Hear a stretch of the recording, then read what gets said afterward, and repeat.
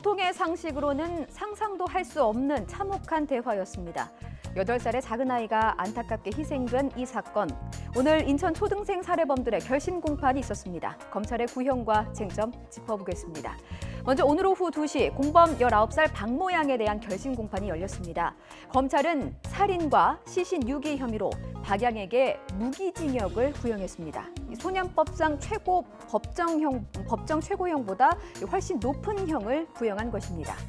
오늘 재판에는 주범 김양이 증인으로 출석해서 여러 증언을 쏟아내기도 했는데요. 박 양은 역할극인 줄 알았다면서 혐의를 부인하고 있습니다.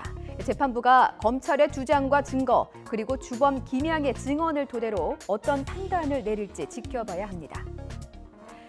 이후에 중요한 포인트는 형량이 선고되고 난 이후 박 양이 항소할지 여부입니다. 그런데 항소심에서는 형량이 더 늘어날 가능성이 있습니다. 박 양의 생일이 12월이기 때문인데요. 생일이 지나서 성인이 되면 소년법이 아닌 형법이 적용되고 현행법상 최대 4형까지 구형받을 수 있습니다. 이번엔 주범 17살 김모 양의 결심 공판입니다. 김 양은 특례법상 유괴, 살인, 시신훼손, 유기 혐의까지 받고 있는데요. 검찰은 조금 전 김 양에게도 징역 20년, 소년법상 법정 최고형을 구형했습니다. 하지만 김 양은 줄곧 심신미약을 내세워서 우발적인 범행이라고 주장하고 있는데 이를 받아들일지 말지는 재판부의 판단입니다. 오늘 재판 소식 취재기자 연결해서 좀 더 구체적으로 짚어보겠습니다. 신지원 기자. 네, 사회부입니다. 예, 공범 박 양, 소년법상 법정 최고형보다 더 높은 구형이 내려졌죠?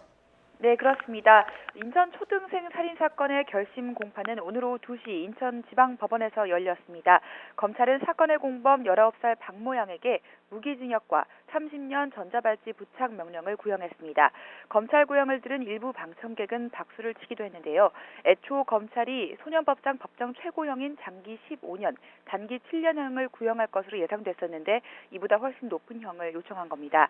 박 양에게 적용된 혐의는 살인과 시신 유기 혐의입니다. 검찰은 박 양이 지난 3월 김 양과 함께 8살 여자 초등학생을 유괴해 살해하고 시신을 유기하는 과정에 깊이 연루한 것으로 보고 있습니다. 지금까지 박 양은 역할놀이인 줄 알았다면서 혐의를 부인해 왔는데요. 오늘 공판에서는 변호인이 미필적 고의를 주장하기도 했지만 박 양은 최종 진술을 통해 울먹이며 잘못을 인정한다고 사죄했습니다. 박 양에 대한 1심 선고 재판은 다음 달 22일 오후 2시에 인천지방법원에서 열립니다. 예, 주범 김 양에게는 징역 20년이 구형됐다고요? 네, 그렇습니다. 검찰은 재판부에 김 양에 대해 징역 20년과 전자발찌 부착 명령 30년을 요청했습니다.